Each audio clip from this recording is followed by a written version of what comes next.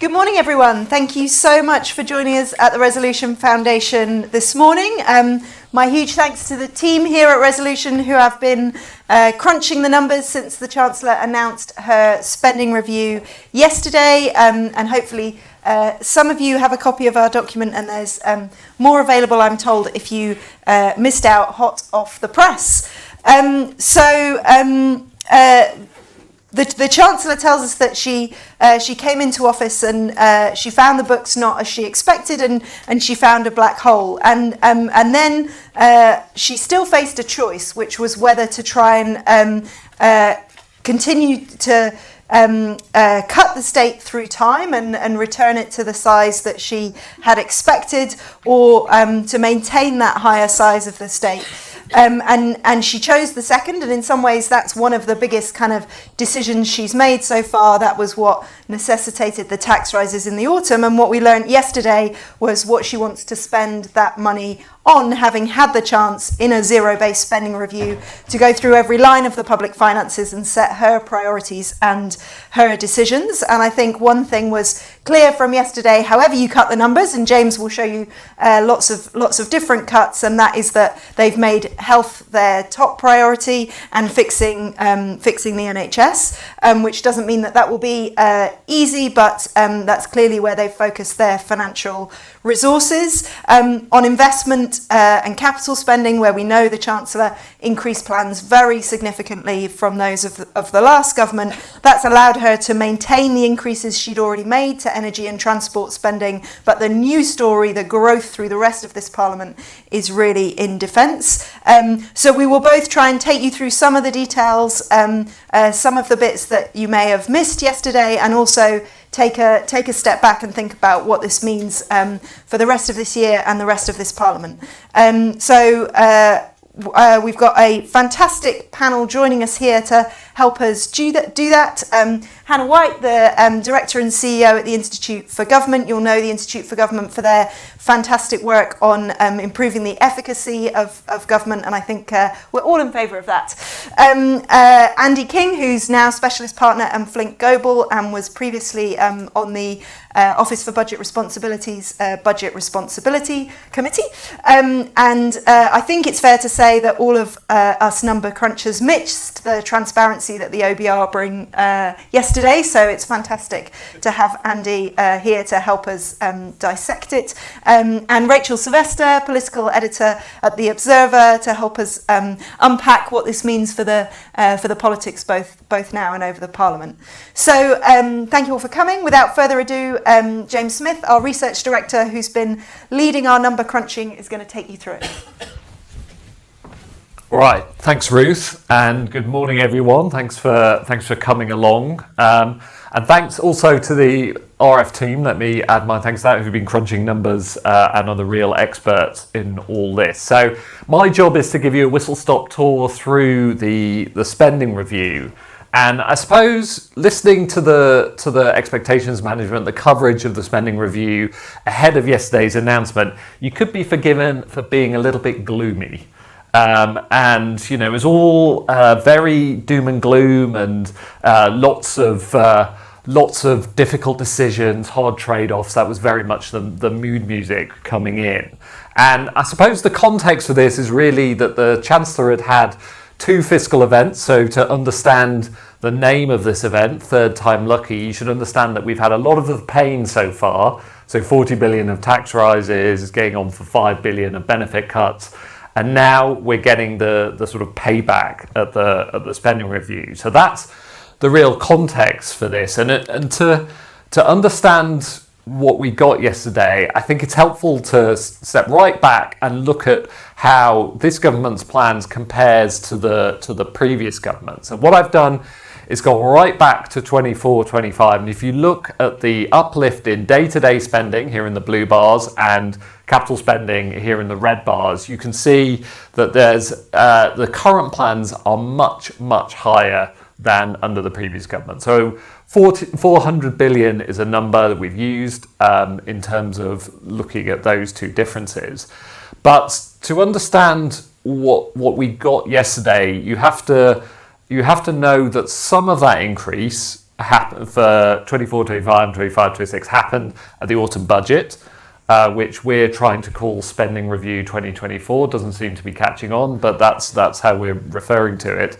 And then what we got yesterday was this sort of middle 3 bars and then the final year for capital spending. So, and if you look at those 2 periods, though, and that's shown on the right of this chart, you can see the autumn budget announcements were for very large increases in day-to-day public service spending. So the green bar here, nearly 4%, and even larger increases in capital spending. But if you look at the spending review that we got yesterday, you can see that growth rates are much, much lower. And in fact, they're the lowest for any spending review this century outside of the sort of austerity post-financial crisis period. So lots more spending, but very concentrated and very front-loaded in the autumn budget announcements.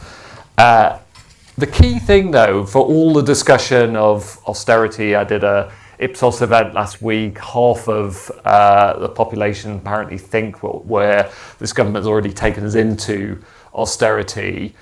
It's quite different. So we've got growth of around 1.7 in day-to-day public spending over the spending review. That compares to falls of 1.2% during the austerity period. So this is very firmly not austerity. But there's a big question about what this government really is saying with this spending review. So that's the kind of key exciting thing that we're getting yesterday. It's a real insight into what this government thinks is important, what the big priorities are. So there are 3 big priorities that I'm going to take you through this morning. The first of those is extremely simple for me to explain to you, and that is we are becoming ever more a health state. So normally when we draw these sort of waterfall charts, there's lots of little itty-bitty changes that tell you what's going on with day-to-day spending. So the bar on the right is how much day-to-day spending is increasing in real terms over the spending review period, the new information yesterday. And you can see that 90% of that is coming from increases to health and social care budget. So the big winner yesterday is very clearly health. There were small increases for education. A lot of that's paying for free school meals. And there are increases for defence. But overall, other departments besides these are being cut.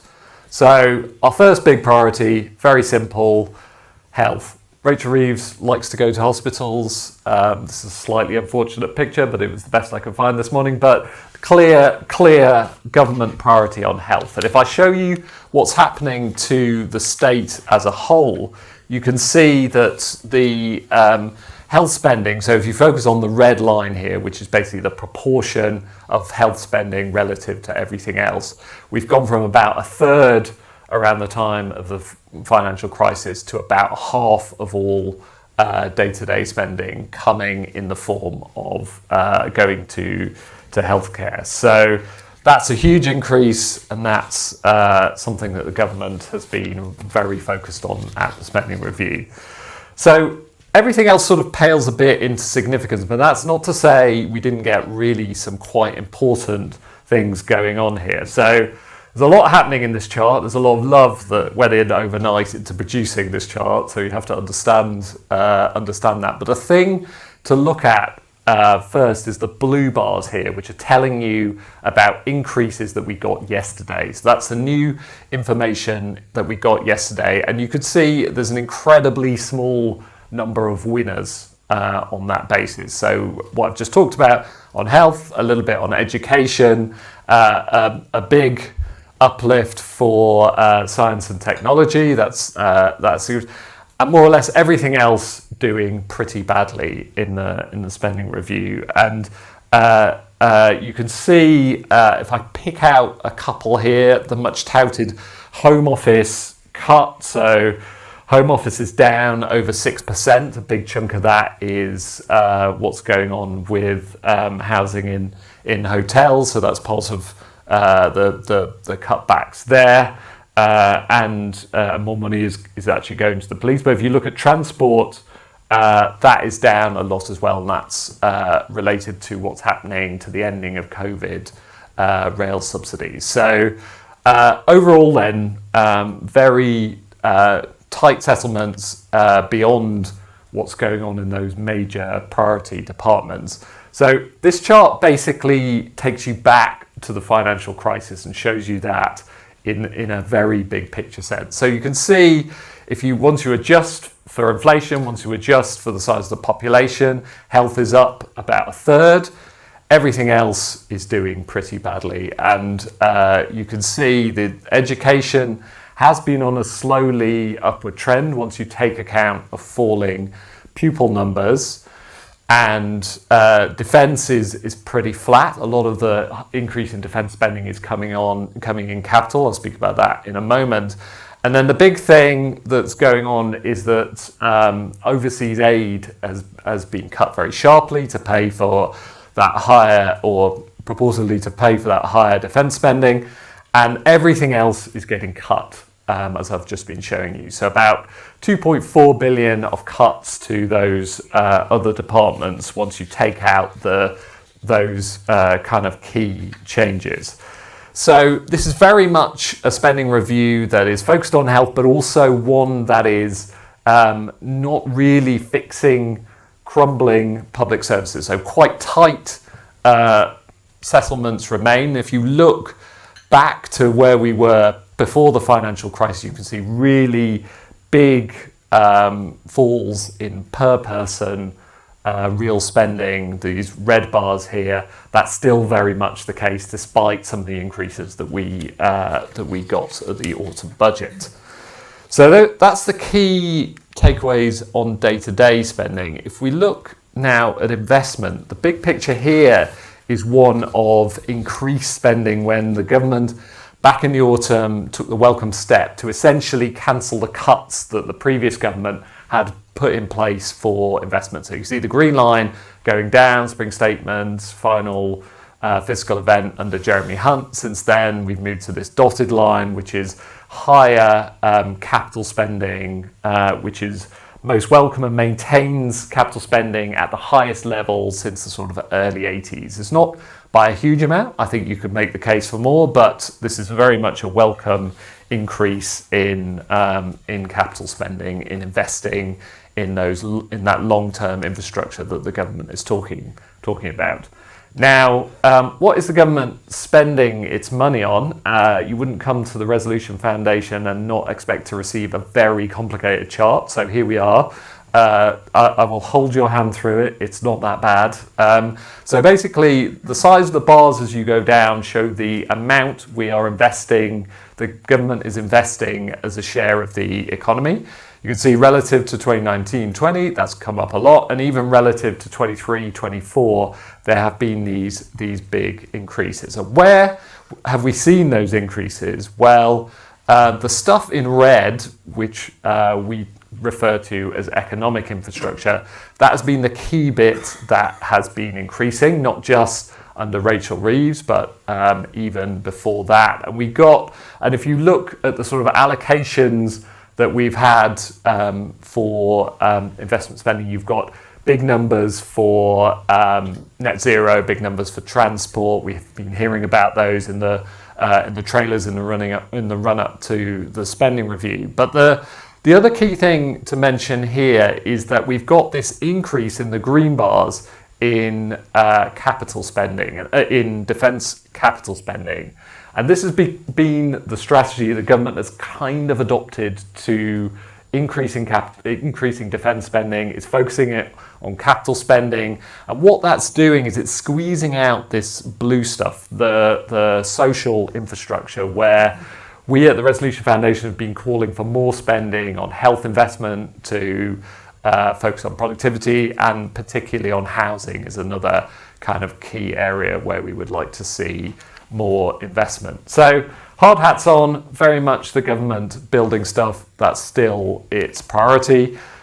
The other priority, as I say, is defence investment. So another slightly complicated chart, I'm afraid, but basically the thing to realise about what's going on with investment here is relative to Jeremy Hunt, we're doing a lot more investment, but investment isn't actually going up masses over the spending review period. It's going up by about 10 billion. So you can see that in the white dot to the far right of this chart. And you can see the increase in defence spending is gobbling up about 3/4 of that. So a 7.4 billion increase. But the other thing that's going on here, and this may be for the fiscal aficionados, but there has been an increase, there's been use of the government's new capacity under its fiscal rules to create some financial assets. So for example, for the Warm Homes Plan, the government is going to deliver some of that through loans rather than grants. So we're getting a fairly chunky start to seeing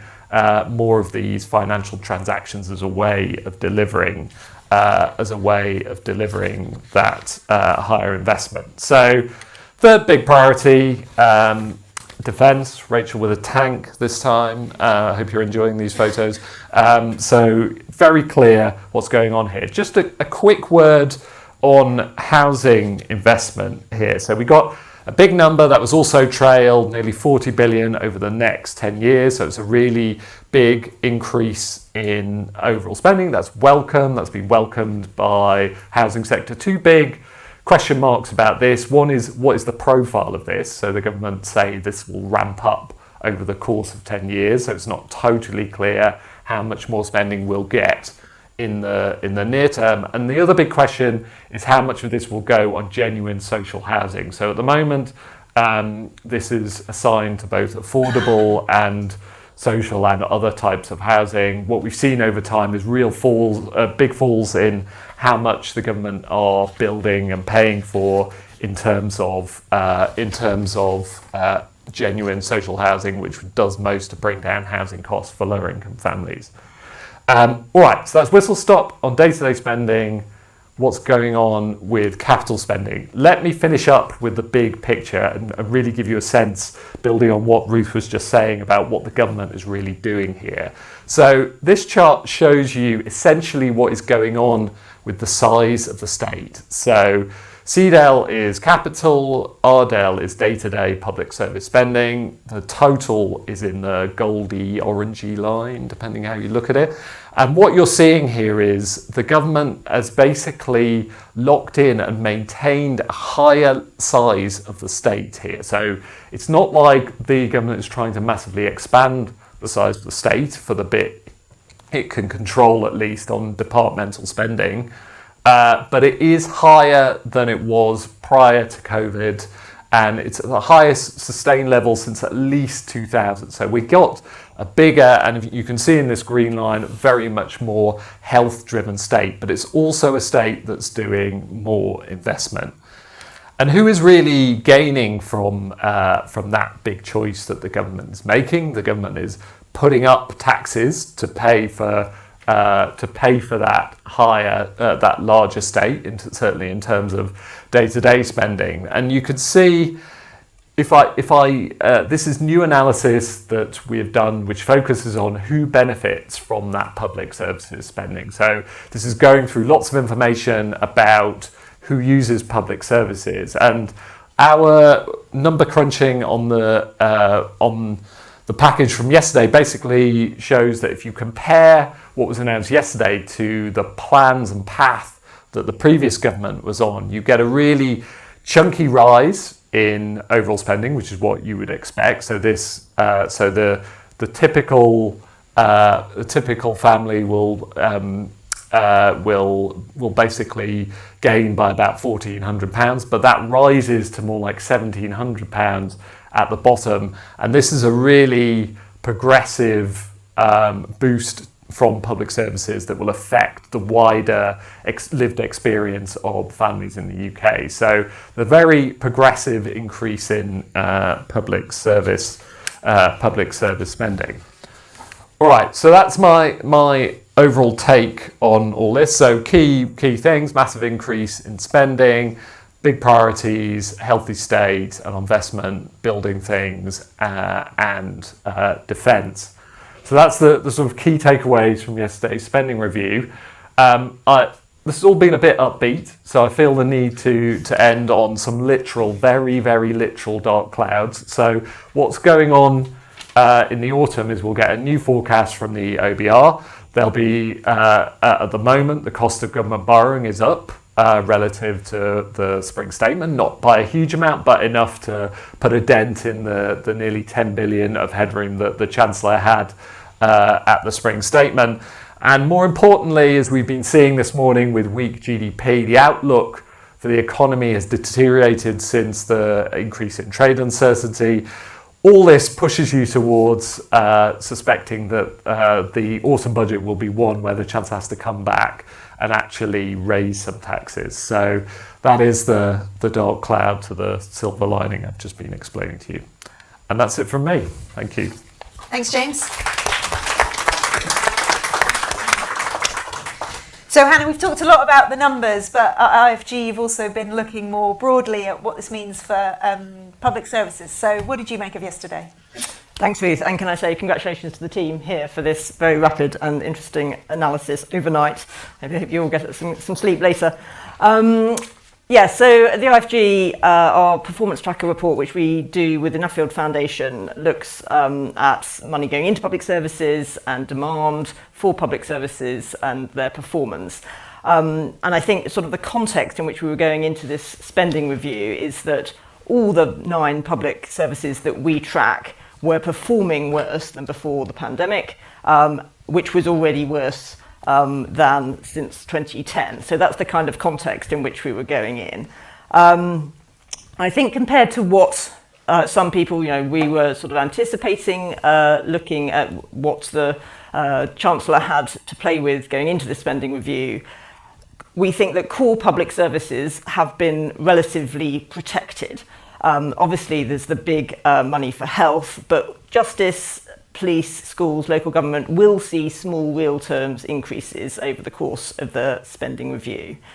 And given our analysis that looks at demand and therefore performance of these services, we think that given what was done in the autumn SR, the 24 SR, and this latest one, most services are going to receive budgets that more or less keep up with demand over this Parliament. So with some productivity improvements, which we obviously can't take for granted, that should be sufficient to stabilise performance. But as James was saying, meaningful improvements are still going to be difficult, especially given inflation, especially given the pay rises that are expected and possible industrial action. So that all makes the picture harder. The government outlined its principles for public service reform. So those were integration, prevention, devolution. We agree with all those things. Those are on the money. It was pretty high level. We really want to see the detail on what's proposed there. But all those things should deliver greater efficiency if they're done well. On devolution, it was a bit disappointing not to see the detail published of the integrated settlements, although we did get the confirmation that London was going to get an integrated settlement from 26-27. And then, obviously, on the capital side, we saw, a lot of the messaging was around capital increases, but the capital uplifts for public services were relatively small. We've done a lot of work on capital and the problems in capital in public services, and especially for sort of education, justice, and health. That we didn't see such big increases there. It was really the mission priorities of energy, net zero, transport, and so on that were getting the money there. I'll just say a word, shall I, about the kind of how this was done, which is obviously the thing that the IFG is always interested in. And for us, when we're looking ahead to this spending review, we were sort of seeing it as a test, really, of whether the missions approach, which the government has sort of made a lot about in its manifesto and has been talking about since, was really going to sort of be realised through the spending review. Obviously, the government came in with its 5 missions: NHS, safer streets, growth, net zero, opportunity for all. And I think, as James said, the framing has shifted in this spending review. So we've gone to sort of security, health and growth, effectively. Net zero sort of has been interpreted as sort of energy security and sort of bundled in there. I think it's clear that missions have guided the prioritisation in the spending review, but it's certainly true that there are winners and losers. So NHS, growth, net zero doing better, opportunity and safer streets relatively less prioritised. And I think there has been some evidence that ministers have been sort of collaborating through their mission groups to kind of think about how to achieve these mission priorities. But we are a bit disappointed by the lack of sort of shared budgets, shared outcomes, shared efficiency targets, which you might give ministers joint responsibility for, and that would look more like a genuine change in how government is being organised to deliver a sort of missions-led approach. So we think that's a bit of a missed opportunity. We think the regularity of the SR cycles, which has now been established, is really good for long-term sort of certainty, particularly for major infrastructure. And we were pleased to see the publication of departmental efficiency plans, which talk about an average 1% technical efficiency savings per year for departments. Those were produced with support from the Office of Value for Money, and we think it's much better to have these plans than to have sort of vague efficiency targets where you sort of say, well, efficiency is going to make up the rest of the money that we need. So that was good. But we were sorry that the performance and outcomes frameworks have not yet been published. We've been told we're going to get those by the budget. Really, if your decisions were being driven by the outcomes you wanted to see, those would be here now. So that was a bit disappointing. But yeah, that's our sort of initial take. Thanks very much, Hannah. And it's quite interesting to take a bit of a step back. And I think when Labour first were elected, there was quite a lot of talk about this spending review being done very differently, these integrated settlements being mission-led. When you look at the document yesterday, it's quite a classic Treasury document of money allocated to different departments. Do you think they could have done it radically very differently? Well, you've been recently in the Treasury, so you can tell me what the capacity is for the Treasury for radical change. I think it's fair to say, there have definitely been some improvements in the way this has been done. But if you really if you were really saying you're going to have a mission-led government, the key test of that is the spending decisions being driven by the missions, and we've not seen as much of a move in that direction as you would want to see if you were saying this is a really innovative way of doing these things. And do you think they've effectively dropped opportunity and safer streets as missions? Well, I mean, the police spending is there. It is obviously why, and Rachel will come to this, but, it is why Yvette Cooper was going down to the wire with her negotiations, because she could see that this was, less priority was being given to her area. I think those things are important, but they are relatively less funded, and at the end of the day, it's the money that makes a difference on delivery on these things. So Andy, you've dissected more Treasury documents than most. What did you make of yesterday? Thanks. So I thought there were maybe 3 biggish picture questions that prompted for me. Was it a spending spree or austerity? Was it good for growth? And what does it mean for the autumn? So on splurge versus austerity, I thought it was pretty striking in the run-up that commentators couldn't seem to decide whether it was going to be a borrowing-fueled spending spree or the return to austerity. It looks today like borrowing-fueled spending spree has kind of won out, and I guess the government's probably not so unhappy that that's the attack from the right.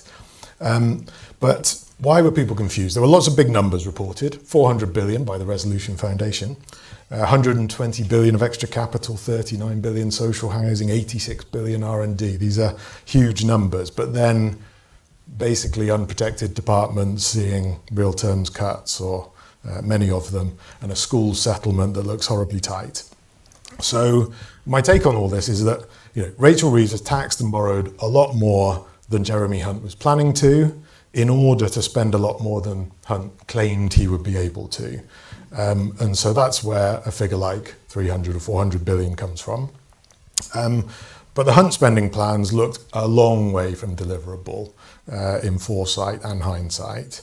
So 400 billion is basically the price tag for taking implausible out of the spending plans.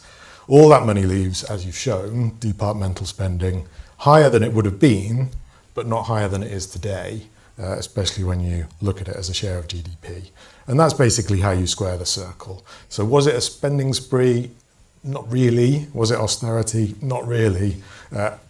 To be honest, it looks like a pretty conventional and pretty sensible way of allocating the spending envelope. So was it good for growth? The government likes to say that growth is its number one priority, although occasionally it seems to be except when something else is. So, looking at the choice of employer national insurance as the main tax raiser, or some pretty investment unfriendly looking reforms to business rates on the way. But was the SR good for growth? I think with the proviso that there's a lot of detail to come in the infrastructure and the industrial strategy, I think on balance, yes, the capital budget is kept relatively high. It's been shifted a little bit in a growth-friendly direction. Properly getting behind new nuclear capacity, new transport infrastructure, maintaining high levels of R&D spending, these are undoubtedly good for the productive capacity of the country. More social housing could be good if it helps people live closer to where there's demand for jobs. And I think it's clear from the document that a lot of thought is going into how to get a growth dividend out of this defence spending. They've also used the new fiscal targets to boost the lending settlement. Looks particularly important for the Warm Homes Plan and for housing. The detail is going to matter there. I think I was struck by the number of references that we will work with the National Wealth Fund to figure out how we're going to do this. So there's more to come there. Marry it all with the commitment to sort out the planning system, and maybe, just maybe, there's a recipe for stronger investment. So far, so positive. But what does it mean for the autumn? And I just worry there that we're not well placed at all. Attention is going to inevitably turn to how a new fiscal hole is going to be filled come the autumn. Why? Two things really strike me. One, the OBR was very optimistic, or was strikingly optimistic relative to other forecasters back in March. They published a chart showing their forecast was outside the range of everyone else. I have to say, in my day, I would have been looking at the forecast again rather than publishing that chart. The second is, I think we've clearly had more bad news than good since March.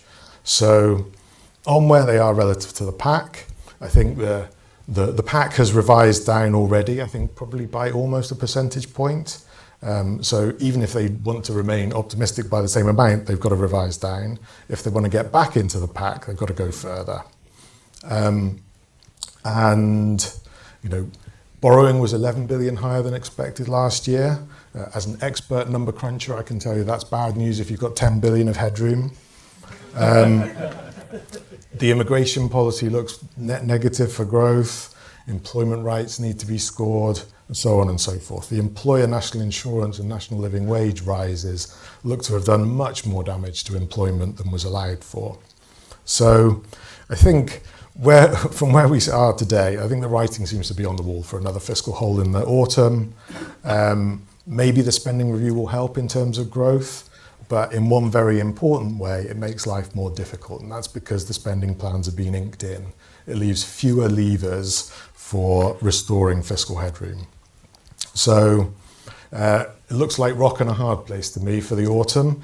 Something important may have to give if there's a material fiscal hole to fill. That means either loosening the fiscal targets, which looks very risky given the way the bond market is viewing the UK relative to its peers, or it means breaking manifesto tax commitments, which looks, as Sir Humphrey might say, brave bordering on courageous. So spending spree or austerity, neither. Good for growth, I think so. Where does it leave us for the autumn? Facing more tough choices, I think. Really interesting. Thanks, Andy. And look, there's lots we should come back to there, but just on the autumn, where you've brought out really clearly why some of us have been saying that we should look out for tax rises in the autumn. I mean, one way of putting that very simply, but perhaps too simply, is to say the OBR tried to produce a central forecast. The Chancellor seems to have not be prepared to have any lower headroom than she has at the moment, and therefore there's at least a 50% chance of tax rises in the autumn. Sounds like you're more gloomy than that. What are your odds on for a worse forecast in the autumn?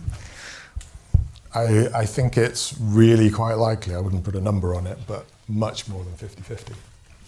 Great. So, Rachel, what does that mean for the politics we've got right now and how it might play out? Yeah, I think the important thing, obviously, for the politics of this is how it affects people rather than the numbers and the graphs. I was talking to a cabinet minister the other day who just made the point, it's not about the line on the graph, it's about the pound in people's pockets. And Rachel Reeves admitted yesterday that people aren't feeling the benefits of her kind of efforts at renewal. So that is obviously the question that really matters. And a lot of these huge capital investment projects, the billions may be being splashed around, but people won't feel the benefit of that for decades. So certainly not before the general election. I thought it was really interesting the extent to which she made each announcement very local, so that even almost constituency by constituency MPs could say we will be getting this in the end, but even so I'm not sure that's quite yet the pound in people's pocket that they're going to really feel the benefit. So I think that's why they made the announcement on free school meals expansion. It's why they made the announcement on winter fuel, so that there would be some more tangible benefit. Obviously, what wasn't in there, which the Resolution Foundation has done excellent work on, is the 2-child limit for welfare, which seems to be increasingly likely coming down the track. Just looking at the figures, if they really do have a commitment to lowering child poverty, that seems to be both the most efficient and the most effective way of doing that. So it's hard to see how they avoid that. But that adds to your tax problem, black hole problem in the autumn. The other things that sort of are going to affect people, I was absolutely fascinated by the figure in James's presentation that the NHS is going to be taking almost half of all public spending. I mean, that is incredible when you think about it. And I think that will affect people's lives and how they feel about the government and the public services. So particularly actually the 10 billion for technology and the NHS app, which I think is already having a real impact on how people interact with the NHS, you know, whether it's getting repeat prescriptions, booking GP appointments. If joined up, complete madness. And in fact, there are some police forces which are showing a way of making it much better. So, you know, the police are waving around their bleeding stumps left, right and centre, but Bedfordshire Police has actually cut the time it takes to produce a suspect profile, for example, in an investigation by 80%, simply by joining up these databases. And there's massive efficiency gains that are being made by the tech-facing police forces, for example, on redacting documents that they have to send to the CPS. If that was rolled out nationally, that would save 7.5 million hours of police time. That's equivalent to 4,000 officers. So if they're really worried about their officer numbers, they should start actually driving efficiencies first, I think, before complaining to the press. So then on the NHS, though, back to that for a moment, obviously the big gap there, which will affect those efficiency gains, as social care. You know, when you've got, I think it's now 1 in 7 hospital beds taken up by people who are well enough to go home, but there's often no social care for them. You can't really drive those efficiency gains. You can't really make that a system that's functioning. So that's, I would say, a big gap in this. And when you think about that 49% of public spending going on the NHS, the government also has to think much more radically, I'd say, about public health and how you actually tackle obesity, how you tackle prevention, completely change that sort of sense of people's responsibility for themselves, but also how you prevent the demand on the NHS, drive down the demand on the NHS. Otherwise, it's just, if it tips over half of all public spending, it's just, I don't see how that's sustainable. So they have to do much more, both to drive the efficiency through technology. I mean, it's madness that you still have letters going out to so many people. I think, 2 million appointments missed because the letter didn't arrive in time. So those kinds of things, but also much more focus on prevention. And then if you manage to get all those sort of long-term things in place, I think people will start to feel the benefit. So in the end, the politics of this will come down to, do people feel the benefit both in their pockets, but also that the services are improving? Fantastic, thanks Rachel, you've really brought that to life, I think. And I wonder if we might pick up where you ended actually, and I suggest we sort of start by digging into some of the details and then take a bit of a step back, and if people in the room would like to ask a question, do put your hand up and we'll bring you a mic. But we had a question online about this point about social care, and maybe we should pause on health for a second, given how much of a priority it was yesterday. I think the answer to the question we've had is that we didn't hear much about particular plans for social care yesterday in collaboration, as Rachel was just saying, and Hannah interested in whether that's something the IFG thinks is an area where government could do better, and James, perhaps we should talk a bit about how the NHS has growth rates are sort of comparing to history. Can we bring the question up as well, Alessia? But I think I've sort of covered it. And then I wonder also, just to pick up on Rachel's, whether we might talk about efficiency and technology, and the potential or otherwise for that to kind of improve public service performance, and perhaps knowing our audience, Hannah, a bit about the impact on the civil service too. Can I come to you first on all of that, Hannah? Yeah, you have to remind me if I don't cover it all. So social care, I mean, obviously we have the Casey review, which has a very long time scale that's been put on it. Which is looks a little bit like long grass from kicking from the government, and exactly as Rachel says, in the work that she did at the Times with the Health Commission, shows these things are completely intertwined, and as she says, it's very difficult to drive productivity improvements in the NHS unless you work out what you're doing with social care.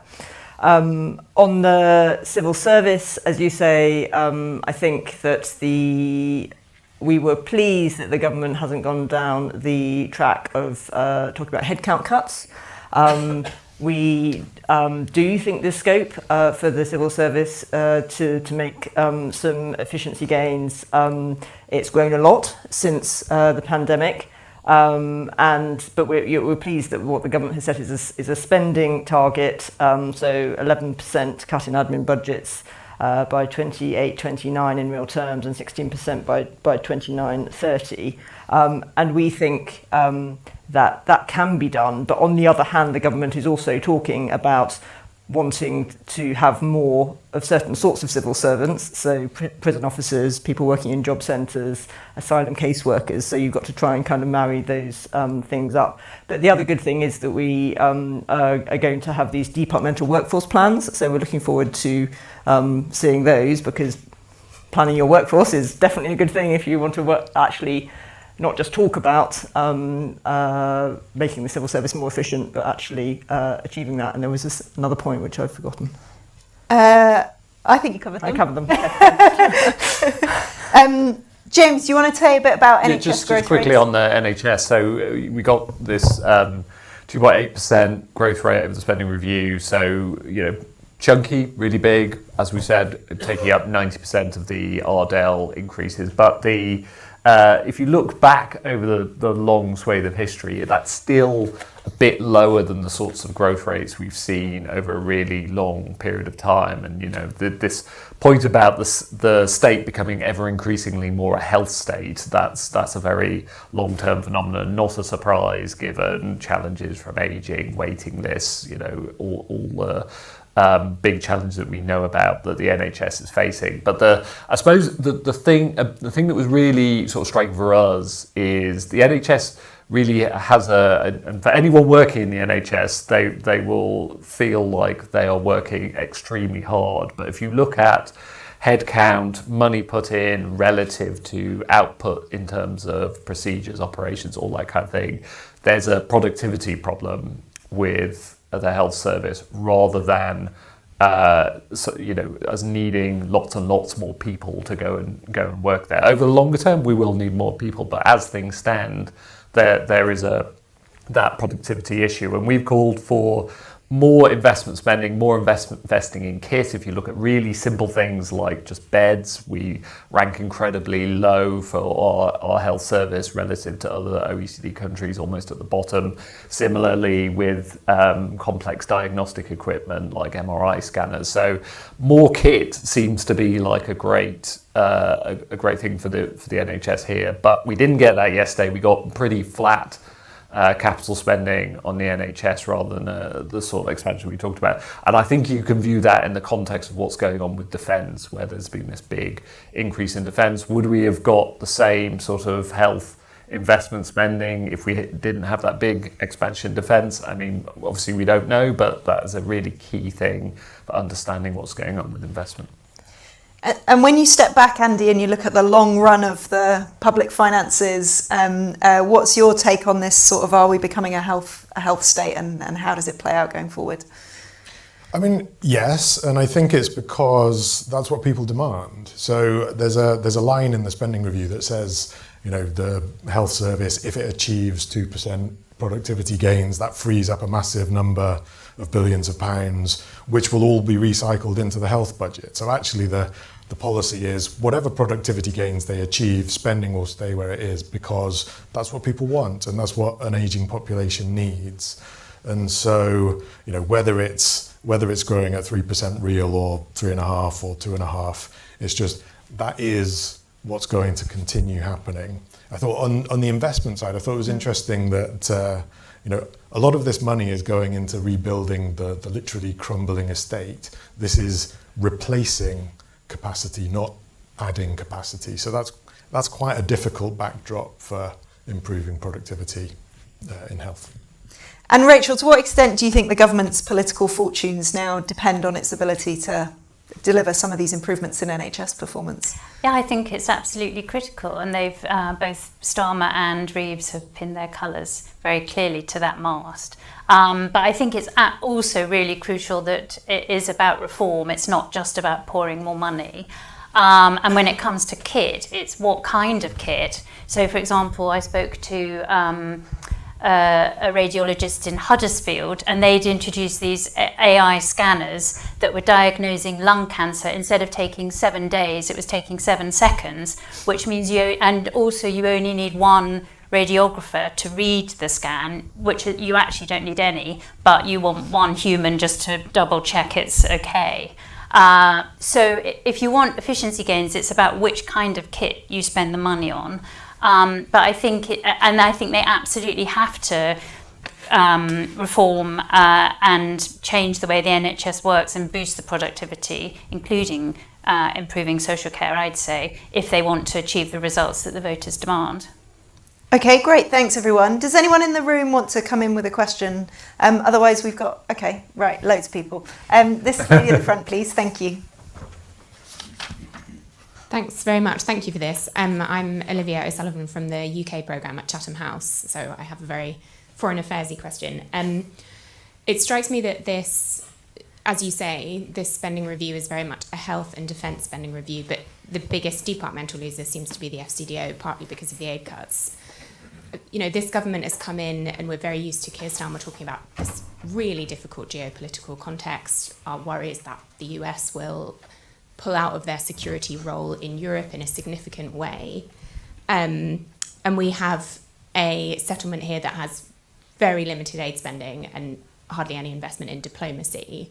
But it strikes me that actually a lot of foreign policy has been done by other departments. The Cabinet Office is kind of owning the EU relationship. We now have an independent trade strategy, so that sits with DBT. there's a lot of economic security and national security strategy thinking being done in the Cabinet Office with Jonathan Powell.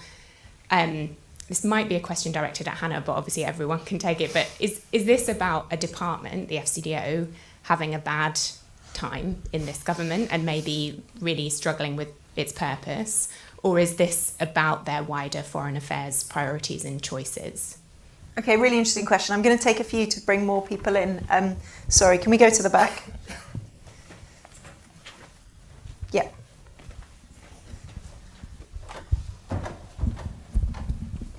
Julian Ware from Transport for London. Are these numbers really inked in? Will the public sector come back and ask for more? Will events force it? Very good question, thank you. And I like that it was short with a question mark at the end. If we take one more and then we'll take them together. Oh, I'm enjoying the audience participation. Thank you. Thank you. Hugh Lloyd, Labour Coast and Country, formerly an advisor at DCLGN at DEFRA. How might an integration or an engagement between local government and the NHS improve productivity? It strikes me a bit of a challenge with productivity in the NHS is it's its own marker of homework, and that's a problem. Great. So, foreign aid and what that means for foreign policy. Are these really inked in, and local government and the NHS? And we haven't talked about local government much, so we might want to pick that up more broadly as well. Hannah? Yeah, thanks, Olivia. Great question. So, I mean, I think the answer is to the options you sort of posit is sort of both. I think, you know, from a missions point of view, obviously the FCDO doesn't squarely have a mission, isn't a mission lead department, and so in some ways you can see, you know, that mission-led approach having consequences for the people that aren't in the missions as well as those that are.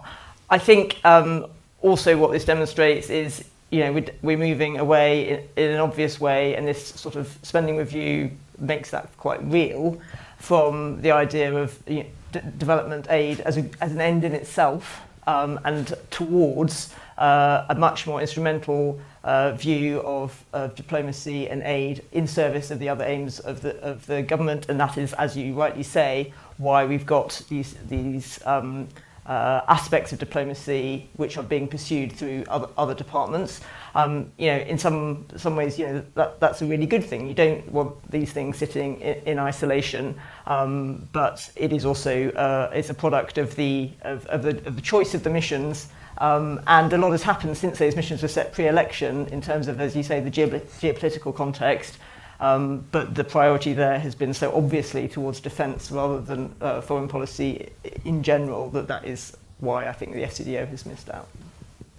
And Rachel, did you want to come in either on foreign aid or on the question about NHS and local government? Yeah, the NHS local government is really interesting. I think that really goes back to Hannah's point about integration, and you absolutely have to see these budgets when it comes to social care as one stream. And the outcomes in Manchester, where they have merged NHS and social care budgets, and they have a much more integrated approach, show that it does work.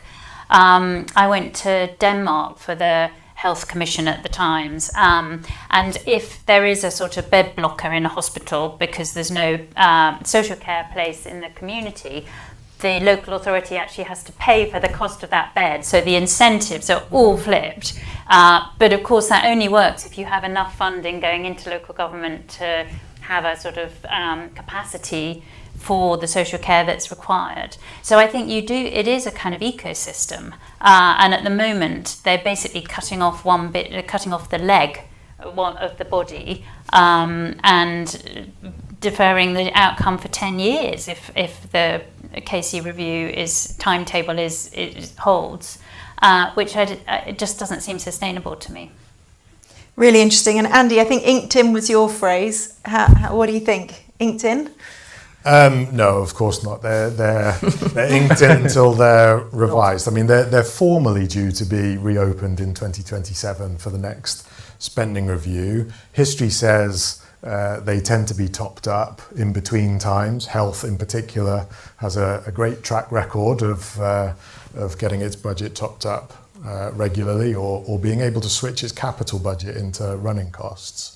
I think that the interesting thing is that the fiscal imperative is going to actually be, can you reduce what you've just agreed? And I think that's quite unlikely. The public services imperative is, can you top it up? There's probably a greater likelihood of that. And the Treasury will really be hoping that they are inked in, because at least they won't have to spend more than they've decided right now. Just a little additional point on the local government health one. We were interested to see the announcement of these community health partnerships. Yeah. It's only a small amount of money, I think £100 million, but the aim there of thinking about joining up how people think about adults with complex needs and who are quite intensive users of public services. And so interesting to see how that works out and whether that gets scaled up. But we thought that was quite interesting. Really interesting, thanks. And just before we kind of take a bit more of a step back, we've had a few questions online that are nice and specific. So James, I thought if between them we might manage to knock them on the head. Sorry, that's not, I've brought the wrong one up. So let's see if we can bring this one up. The Crisis and Resilience Fund is a welcome move to replace the HSF. So that was the Household Support Fund, which was a fund introduced during COVID as crisis support, in particular for local authorities to give to vulnerable households. I think this is quite a straightforward answer, James, given it will be $1 billion held flat in cash terms. Is that a real terms cut? that will be a real terms cut. But yes, I don't know. That was definitely positive that we got some confirmation on that. And what has been happening with the Household Support Fund is a sort of constant, will they, won't they, will they continue it, will they stop it? And the government has given some more certainty on that, so it's very welcome. Next one, you're doing well.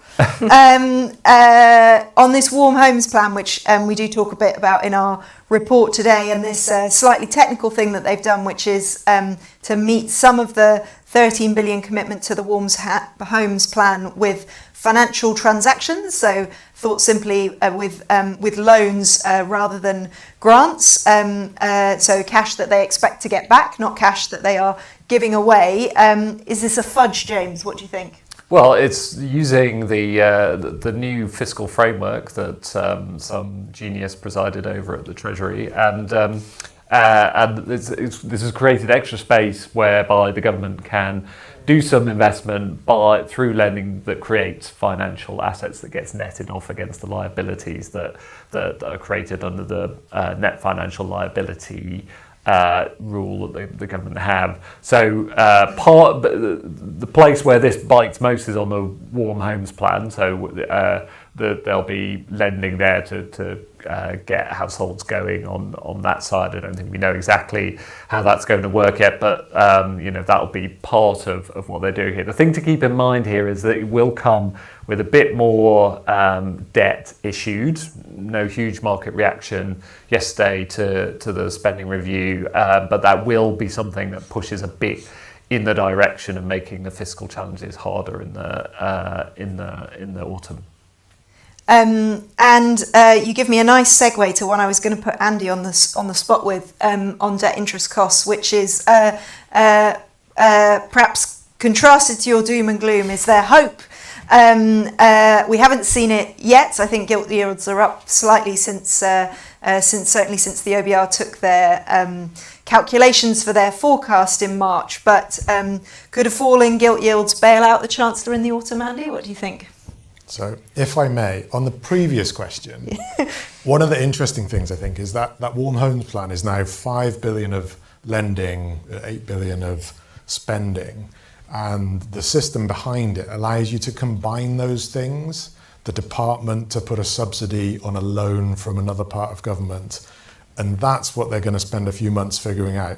That's a real opportunity to get a lot of bang for your buck out of the fiscal rule changes, which were advocated by some, overseen by others. So, I think is it a fudge or not? I don't know, but is it a good thing? Quite possibly. Could falling gilt yields bail them out? I mean, yes, it's always possible, isn't it? The debt is so high that any changes in interest rates have pretty material consequences for the fiscal outlook. the thing that is always worth bearing in mind is that it really matters why gilt yields move. If gilt yields fall because the growth outlook has deteriorated a lot, then the growth outlook deteriorating hits your tax revenues at the same time as your interest costs come down. And typically, it's the tax bit of it that outweighs the yields bit. Now, at the moment, gilt yields look like they've got a bit of a risk premium in. So if that can go away without it needing some underlying, upsetting driver, then yes, there's scope. It's not 100% locked on that things are going to be bad in the autumn. Great, thanks, Andy. And then I will go back to the question we had before, and perhaps we should just take a bit of a step back on that note and come to the whole panel on sort of looking forward a bit. How do we see this playing out? So we've got a question here from Tim Wallace at the Telegraph about what are the implications for taxes. We've touched on that, but I think an interesting point here about whether this is a sort of long-term economic shift from the private sector to the public. So interested in people's views on that. I wonder if we should bring into that also the fiscal rules, which Andy, you mentioned and we were just discussing, and obviously that is in theory the other lever that Rachel Reeves could turn to in the autumn, and interested to get people's take on that. Rachel, what do you think the politics of all this kind of talk about taxes in the autumn are? Well, that's definitely where the political debate has moved, hasn't it? And that's what the Conservatives are keen to make it about. I mean, actually, James, others would be more expert on this, but I'm not sure that yesterday dramatically changes the chances of the tax rises, because actually it was all within its own, all the figures add up effectively. You have got the 1.4 billion for winter fuel allowance and potentially the 2-child benefit thing coming down the track. But I think it's more a wider general economic picture, isn't it, rather than actually what was specifically in the spending review. Then the other thing I would say is it depends which taxes. So, even if she did put up taxes, Gordon Brown had some quite interesting ideas in the New Statesman, for example, about a tax on online betting companies. Would that be as controversial, for example, as the tax on NI, the rise in NI for employers, or the arrangements around the Bank of England and the way in which the commercial banks borrow money from there. So there's ways in which you could raise money that would perhaps be less controversial and wouldn't involve breaking the manifesto commitments. I'm just throwing that out there. I'm not the economist, so I don't know exactly how valid those proposals are, but I think when people talk about taxes, they say, they assume that means income tax will go up or national insurance go up. It doesn't necessarily mean that. And Andy, you were quite strong in your opening remarks on you thought it would mean potentially kind of manifesto commitments. Do you want to explain why you think she might have to go that far? I think the budget last year was entirely based around, can you find taxes to raise that don't break the manifesto commitments? And they got away with employer national insurance not being a tax on working people in the view of those who saw it. Now, the problem with that is that basically the big taxes that have been ruled out are the economically efficient ones. And so the taxes that were raised are the more economically damaging ones. And to double down on that strategy, I think would just be risky for the economy and for growth. I thought the best example of this was the choice to raise employer national insurance. Now, regardless of what I or anyone else think of what actually goes on, the OBR's numbers, which underpin the budget strategy, say that raising employer national insurance is somewhere between 2 and 3 times less efficient than raising employee national insurance because of how it ripples through employment decisions. And that was accepted. The cost of that was accepted. Now, actually, the real world, it looks like is much more damaging than that, probably because it was done at the same time as a big rise in the minimum wage. And it gets more and more difficult to find all those little niche tax bases that people won't notice, or things that can be categorised as taxing. Everyone wants taxes to go up on people that are better off than themselves, don't they? That's the kind of classic benchmark, and it just gets more difficult. People, higher and higher up the income spectrum can move their income, can move their assets, and so economically potentially damaging tax rates don't raise much money, and it's more and more difficult the more times you have to do it. Thanks, Andy. James, Hannah, any thoughts on taxes or on kind of revisiting fiscal rules? I mean, just to take a bigger step back, what we're seeing here is the playing out of the irresponsibility of Labour and the Conservatives ahead of the election in telling the public that you could have improved public services without increasing your debt or taxes. The Conservatives are now, politically taking the benefit of being able to say that and criticise the government for it. If the election had worked out differently, the shoe would be on the other foot.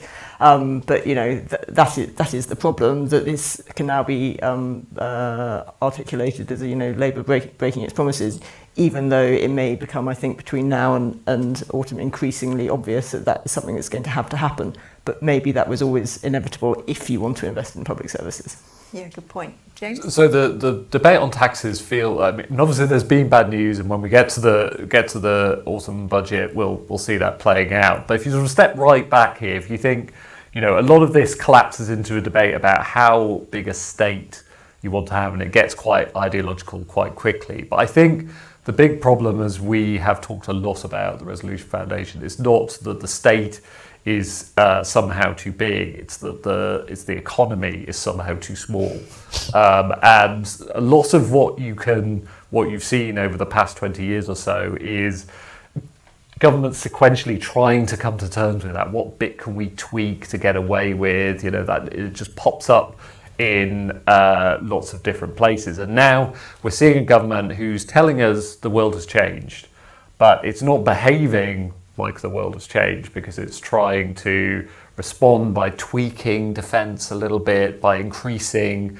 by doing it by cutting foreign aid. There's no discussion about what taxes might go up to pay. So at the moment we're in a difficult place, and I think I agree with Andy that holding the line of that kind of tweaking approach, particularly given all these pressures, given a worse economic outlook, particularly if there is a big downgrade in trend growth from the OBR, which seems like it might be coming, that would be disastrous for the I would just be saying that the structural deficit is much higher than we thought, and you need to raise taxes. It feels like we need to, if we're going to address that constant loop, that constant tweaking, trying to cope with what's happening, then we need a better discussion about taxes and how that all feeds back into growth along the lines of what Andy is saying. Yeah, and I mean, as Andy said earlier, it's easy to do a quick take on this event, which is the government's priority is health, but it's really being driven by the dilemma that's at the heart of the public finances, which is that people want and demand a good health service, and the population is ageing, and as that takes up an increasing proportion of the public sector, and as we go forward, I think there's an interesting political question about whether we start to confront what that means for the size of the state or not. Should we try and see if we've got a few minutes left? Would we like to sneak in one more question? I know that, did you have one at the back before, because I didn't come to you, but if you wanted to, I was conscious I missed you out. Thank you, David Robinson, Market News. Just a quick one on defence. We know the NATO target, 3.55. We had detailed plans for 2.6. We've got a defence investment plan to be unveiled. Did they really just dock the questions yesterday rather than actually telling us anything significant? Yeah, thank you. We haven't talked about defence. And a quick one at the front. Well, just wait for the microphone, sorry, and then you can go. Yes, Robert Morland, perhaps I should say I'm a former president of Gloucester Conservative Association. And actually, I would suggest that, to me, this is a very typical Labour government budget, with the exceptions, surprisingly, of overseas aid. And if I think politically and going round in the last county election, where in my county, which is Gloucestershire, all the mining areas, all the normal Labour areas voted reform. And I can't see this budget affecting many of them, and particularly, for example, on things like social services, what one got on the doorstep was very different, very often, if I can put it frankly, unchristian.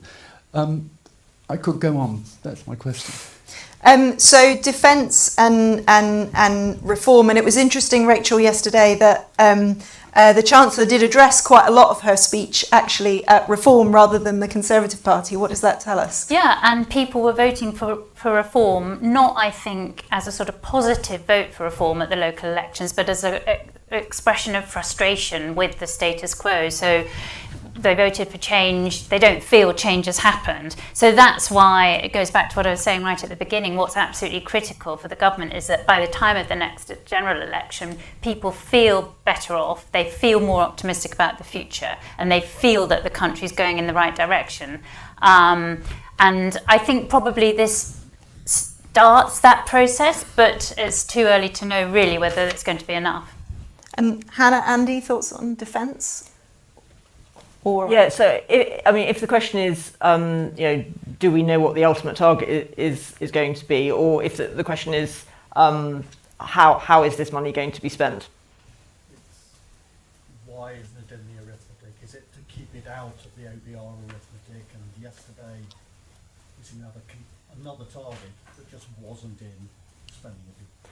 Well, we've seen the figures around sort of capital investment in defence. Obviously, on the spending side, much smaller increases. I think we're waiting to see how the government is quite a fast-moving picture, isn't it, in terms of what's changing geopolitically, what the international demands are, Trump, NATO, and we've got the next summit coming up. So I think it's sort of understandable that this hasn't washed through completely into all the detail in the spending review. But you're absolutely right that is, these are big numbers, so we're going to need to understand how it affects the picture.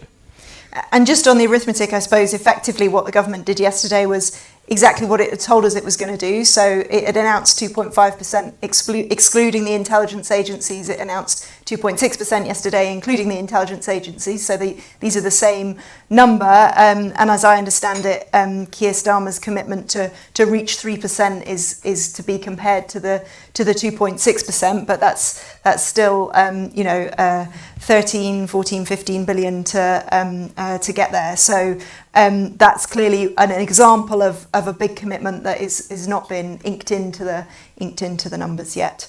We're at time. I think we've had a really interesting and varied discussion. So thank you so much to the panel for joining us, and hope to see you at the Resolution Foundation soon.